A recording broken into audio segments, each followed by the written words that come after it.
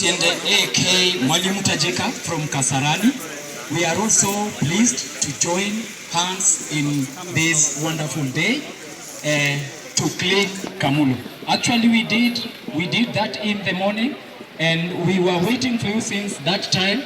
But thank God you have come, and actually this is a good sign to show the whole world that we can do something on the mess that we have done. I thank you very much. My principal has also sent her greetings, Madam Josephine.